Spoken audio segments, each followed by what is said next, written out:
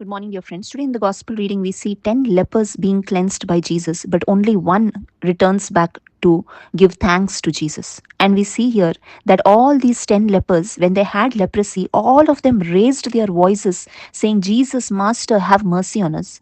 But on receiving their healing, we see only one Samaritan raises his voice, glorifying God, giving thanks to God.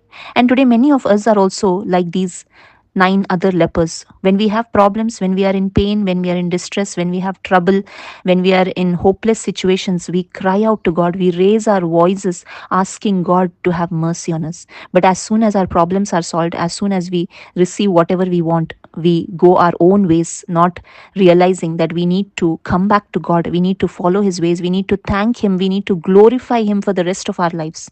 And today we see over here this Samaritan who came back thanking God. He was a foreigner. He did not know the real understanding of who God was, yet he had a heart to give thanks to God.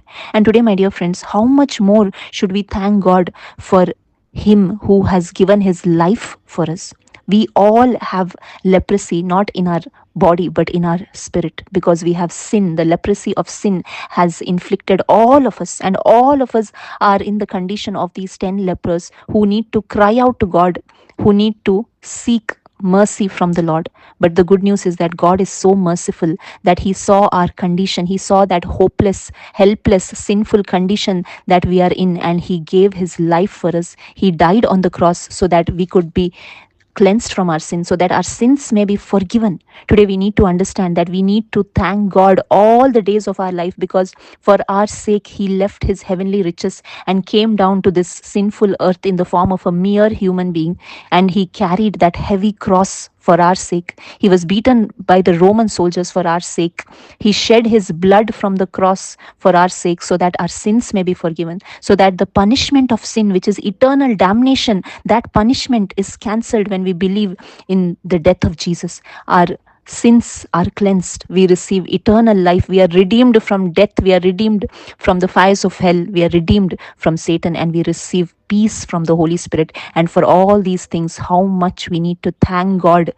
That thanking is not for a short moment, but we need to thank Him for our entire lifetime. And today, Jesus doesn't want anything from us.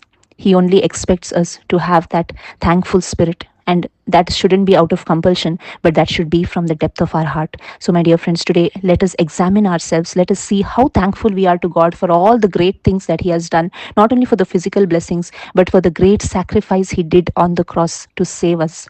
Let us examine ourselves and let us develop the spirit of thanksgiving for all that Jesus has done for us. Thank you. God bless you.